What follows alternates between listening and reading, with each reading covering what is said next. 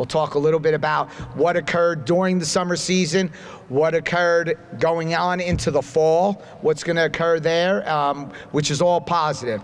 But you know what? We're always hosted by somebody from a municipality, whether we're opening the season or closing out the season.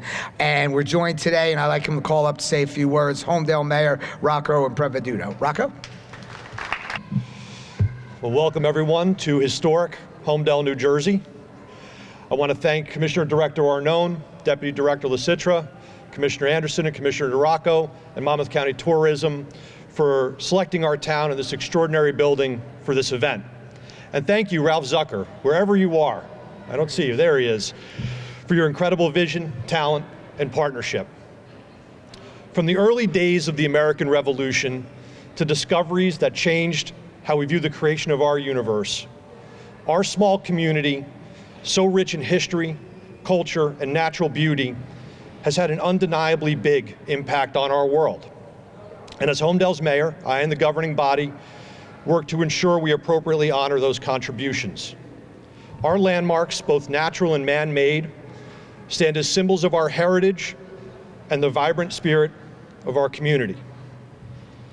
People from all over the state of New Jersey visit Homedale Park to experience our picturesque trails, open fields, and tranquil lakes. Whether you're hiking, picnicking, or simply taking in the scenery, 565 acres of Homedale Park are where you can connect with each other and with nature itself. And nestled within Homedale Park is historic Longstreet Farm, a 19th century living history farm that allows visitors to step back in time and experience life as it was in rural New Jersey over a century ago. With period-appropriate farming techniques, costumed interpreters, and authentic buildings, Longstreet Farm brings history to life in a way that is both educational and engaging for people of all ages. Now we move more towards present day, the PNC Bank Art Center, an amphitheater designed by noted modernist architect Edward Durrell Stone, for nearly 6 decades, has served as a venue for some of the biggest musical, comedy, and cultural acts in the entire world. Homedale's also home to the New Jersey Vietnam Veterans Memorial, where more than 14,000 visitors are welcomed by the museum and educational center each year, where they can honor the sacrifices made by our brave soldiers and gain a better understanding of the war in Southeast Asia. And then, of course, we stand here today in a modern marvel of engineering, vision, and creativity, Bell Works. Originally constructed as the headquarters for Bell Labs in 1962, this building was once a hub of innovation and scientific discovery. Today, this reimagined complex is a thriving space that blends business, cultural experience, and community, serving as a symbol of Homedale's ability to evolve and innovate while honoring its past.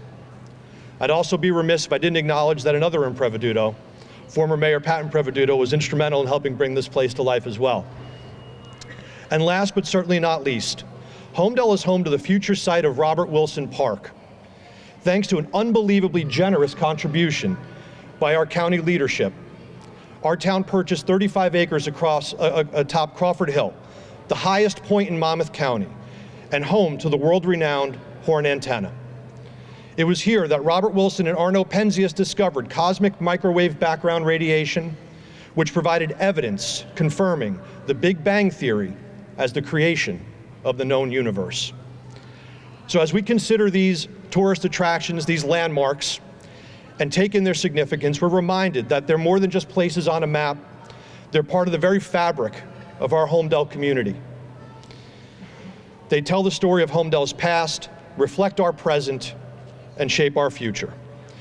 They are our legacy, and they serve as proof that you don't need a beach to become a tourist attraction.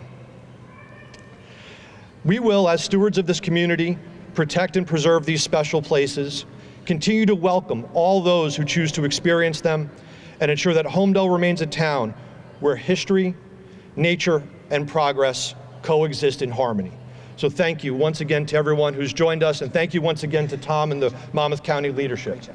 And that actually is a great kickoff to the fall tourism summit, I guess you say, that we have here today, because basically that is exactly, and one of the comments that that the mayor said about the beach industry and then falling into the fall season.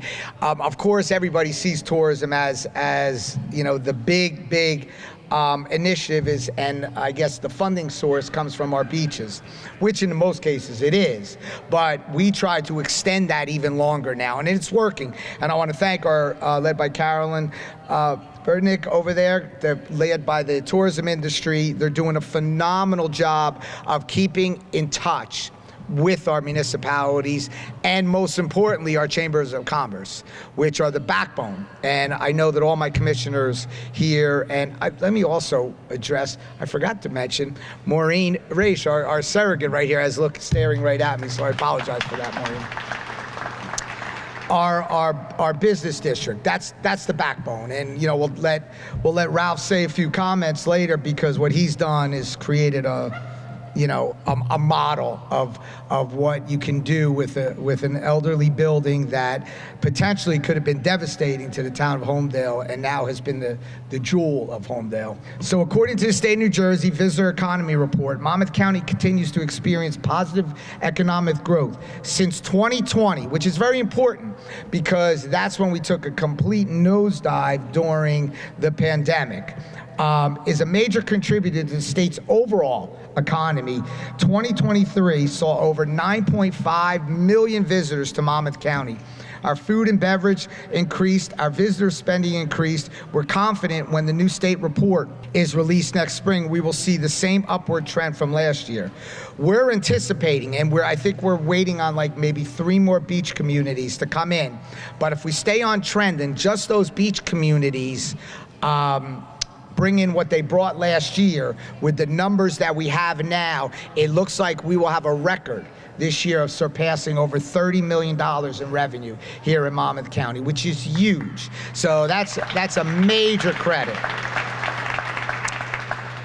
You know, and we could kind of tell by some of the destinations, like we saw the largest crowd since 2015 at the Haskell this past year. Close to 40,000 people were at the Haskell. So people look at that and say, okay, but a lot of those people are not Monmouth County people.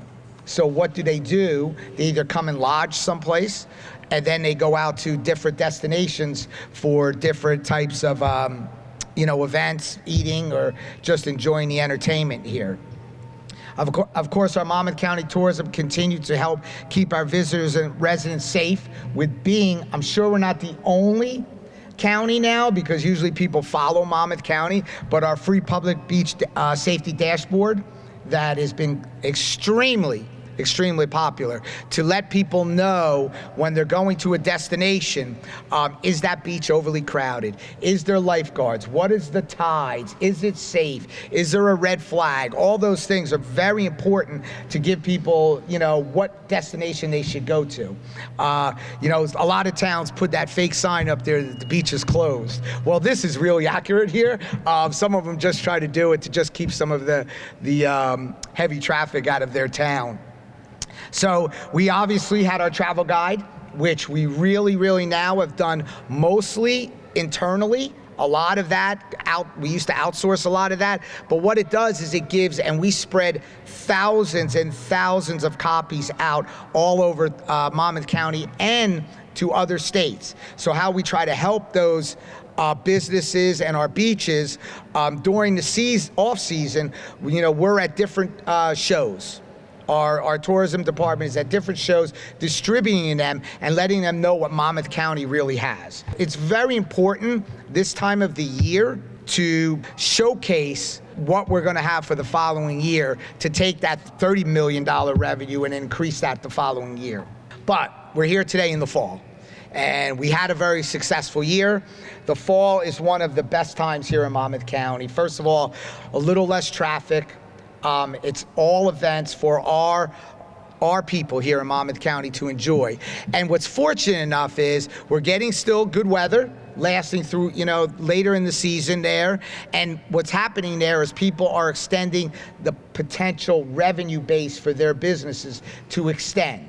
So when those seasonal businesses years and years ago would end come Labor Day, we're trying to extend that through the holiday season, which makes those off years until the following Memorial Day get shorter. And that's the goal of government. That's the goal of Monmouth County government. And I want to commend my commissioners for that, because that's something that we sit day in and day out to try to find ways to increase events, assistance to events, and help our municipalities and anyway with our chambers to help them to market their events so they continue to grow.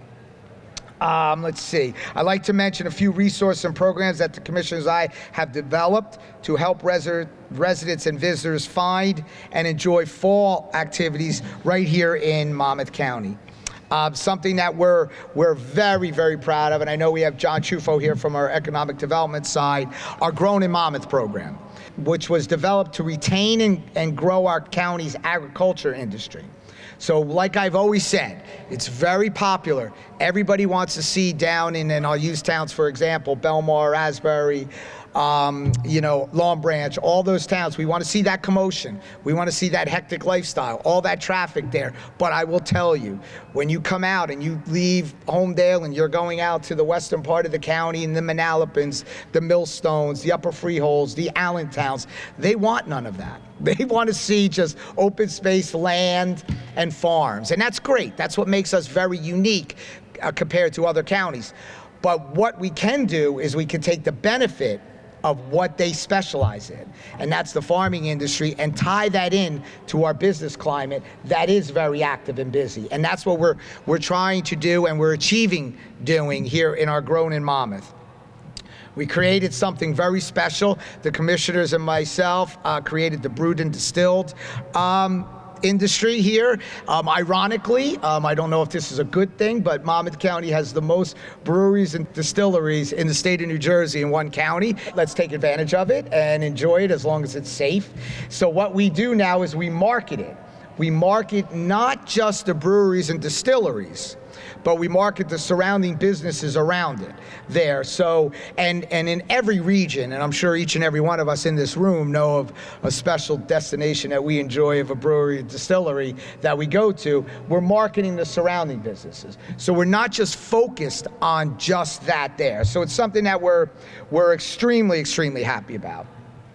Recently, the Red Bank River Center hosted their second annual Oktoberfest, where attendees, which doubled in attendance from last year, were able to sample local breweries and distilleries. And the idea came out of a launch event that happened right here, what happened in Red Bank, where Brewed and Distilled program was 2 years ago.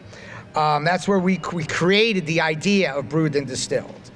Also want to mention that both Highlands Business Partnership and Downtown Freehold, and I know we have representatives here from Downtown Freehold, are hosting their Oktoberfest. And obviously we're very big on heritage. So on the heritage tourism front, we have already begun planning for the America's 250, as we all know. And I want to thank Jennifer and Ralph here, because they are going to be a very big part of our celebration in 2026.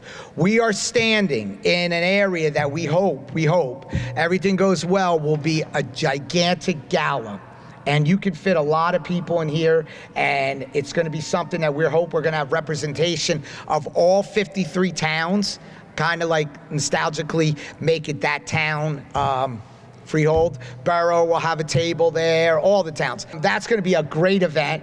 We're also looking to do is have a 10K run. Hopefully, speaking to Ralph, maybe we could do something coincide with Homedale, with their local roads and our county roads, leaving from a destination that we have ample parking at. So all those things are stuff that is like really special in the off season, to continue that. Our ultimate goal, I know it kind of slows down in the January and February, but if we could keep it active all the way to Christmas there, just think about that. Everybody gets that itch come March 1st.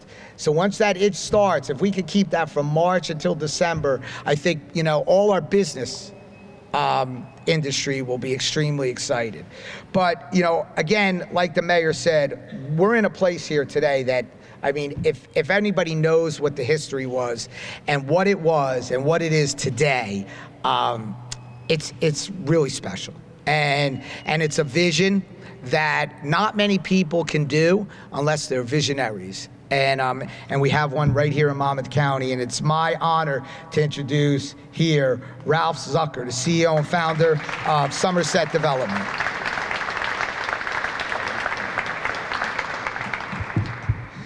Where's my mother when I need her? Thank you, Tom, and thank you, Mayor, and freeholders, and councilmen, and women, and everybody involved. If I'd start thanking everybody, we'd be here forever.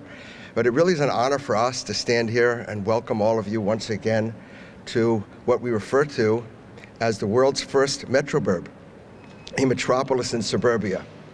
And if you look around you, you'll see you can work out, you can do cryotherapy or oxygen therapy, go to Bar Method, you can go to the library, you can drop your kids off at the Montessori school, you can just play here on the turf. Obviously the Monmouth County Library, Home to Library is here, which we're so proud to have, and on and on and on. You could have your dog's pedicure here, you can get ballet lessons, you could take off-Broadway shows. We had Diane Warwick here for a special the other night. It's unbelievable. When we walked in here in 2008, and when we started working in 2013, the world bet against us. The people of Homedale and Monmouth County, some of the people you see standing here today, bet with us and helped us make this happen. But you know, when people ask me, what's the biggest resource in New Jersey, in Monmouth County, and usually most people say it's the beaches, we say it's the people. The people of this county, of this state, are just incredible. We bet on bringing people together. We took a building that was closed off to the public. Nobody really knew unless you worked here. Nobody knew what hid behind what was dubbed as the world's greatest mirror. You were stopped. As a matter of fact, it was a police officer, one of the first times I came here, a Homedale police officer pulled me over and he says, "What are you doing here? This place is closed." And I said, "Would you believe I'm thinking of buying it?" And I said, "Well," And he arrested you. No. Well, he almost did. And I said, "What are you going to do with it?" And I described sort of the vision, which was beginning to percolate. And he said, "That's great. We have nowhere to go over here." So whoever you are, officer, thank you very much. But all kidding aside, we bet on the people of this county, on the people of Homedale, and the people of the state.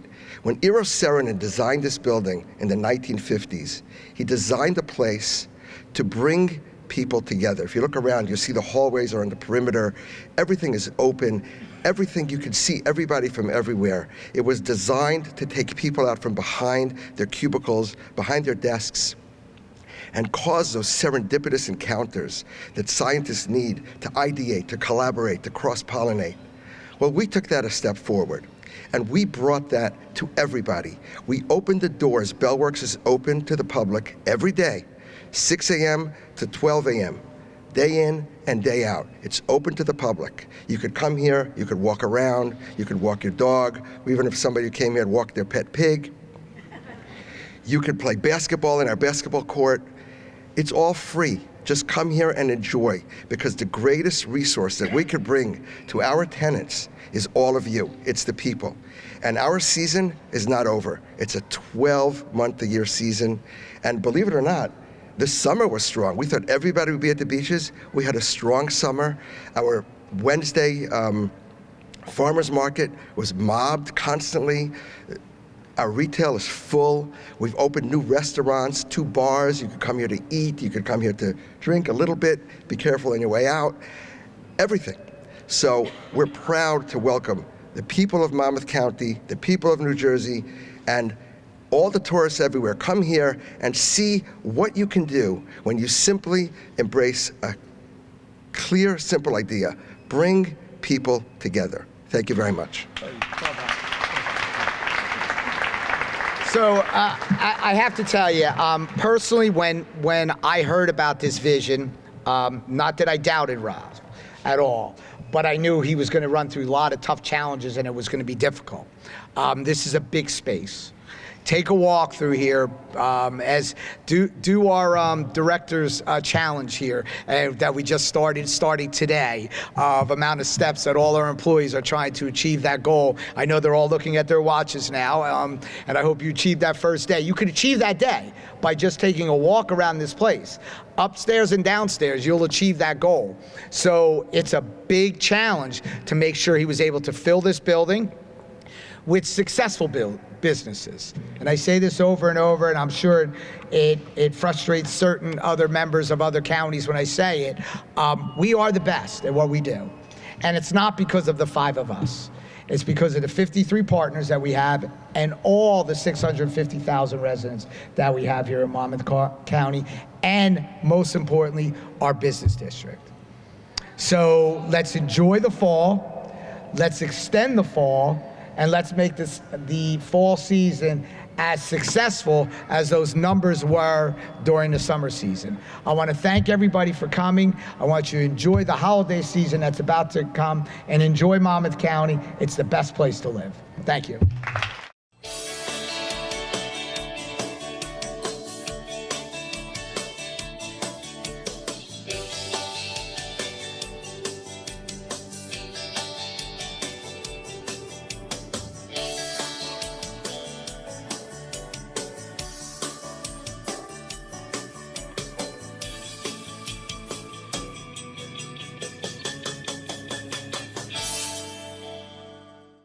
Welcome to the Veterans Corner segment of Monmouth in Focus, a program about the services and functions of the Monmouth County government. I'm Sue Kiley, Monmouth County Commissioner and liaison to the Division on Aging, Disabilities, and Veterans Services. Today, we will meet Anna Altunia of Monmouth County's Veterans Services. Welcome, Anna. Thank you. Anna, you work on appeals for the veterans that have been denied certain benefits. Can you tell us a little bit about that and what a veterans appeal is? Sure. Veterans appeals process provides veterans dependents and their survivors a way to challenge the VA decision regarding disability compensations, pensions, educational, and other VA-related benefits. After a claim is filed, the VA issues a decision, and if a claimant disagrees with the decision, they have the right to appeal. There are 3 main appeal review options, and they are usually included with the notification letter that the VA is sending to the claimant. And they look like this. There are 3 main types, as I noticed: supplemental claim, high-level review, and Board of Appeal. Depending if we are going to use new evidence that is relevant, then we choose which way to apply. For supplemental claim, we can use new evidence, and supplemental claim we can claim at any time, preferably to claim it within 1 year, because that keeps the date of the claim. High-level review means that more experienced reviewer is going to deal with the same evidence that we submitted previously. And the third one is Board of Appeal, which means that a veteran law judge at the Board of Veterans Appeal will review the case for the decision. Can you tell me a little bit about your success rate with the VA appeals? It depends. It depends on how difficult is the case, how complex is the case. It depends on the quality of the evidence provided. It depends on the level of representation. If we do not have compelling evidence, of course it takes, the success rate is not going to be as good. And then it depends if it's a supplemental claim, it's a high-level review, or Board of Appeals. Because at the Board of Appeals, again, there are 3 different other types, and 35 to 40% of the Board of Appeals, they are very successful.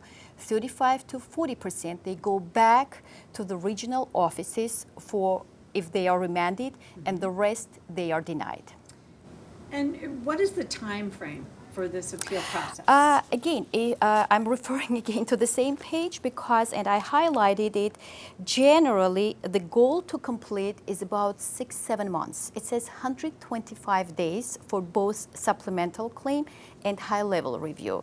Sometimes it takes longer, as I said. It depends when we submit the evidence and how compelling is the evidence. For the Board of Appeal, it's a little longer. The goal is 365 days, but for some other reviews, it can be 1 to 2 years or from 3 to 4 years. Can a veteran do this themselves? They can, and I have to, some of the veterans, they do it, but I have to tell you that having a knowledgeable representative as a VSO or attorney will be beneficial, especially in complex cases. Representatives can be sure that the evidence submitted is relevant, that deadlines are met, and legal arguments are properly presented. This can increase the chance of successful outcome of the appeal. Can you give me an example of what you would be appealing? Yes, some complex cases that I'm working on, they are very challenging because, for example, service connection for presumptive conditions, Agent Orange. It's very difficult to prove if the veteran does not have proper documentation that the veteran was exposed to Agent Orange. So we have to challenge that. Then PTSD. If the veteran did not document on time the stressor of the event, that is very challenging. Then sexual trauma. Because of the nature of it, it is, again, it's very difficult to work with the cases like that. Some of the cases that I'm working, and they are quite difficult, is when we didn't have PACT Act. And under the PACT Act, the VA added more presumptives. So these cases were denied if they were decided in 2017, for example. I'm working on the case. But now, under the PACT Act, these people are eligible for benefits. But then again, it is still challenging to do all these appeals. How does a veteran get in touch with us to be able to get your help? So they can call our office. They can come to our office. We take walk-ins. And I think they can contact, some of them, they contact even you, and then your office refers to our office, and we deal with these veterans. Great. That's great. That's great. Well, thank you very much for joining us today. I really appreciate it. And thank you for sharing this very important information. Unfortunately, that's all the time we have for today, but we will see you again next time. Thank you.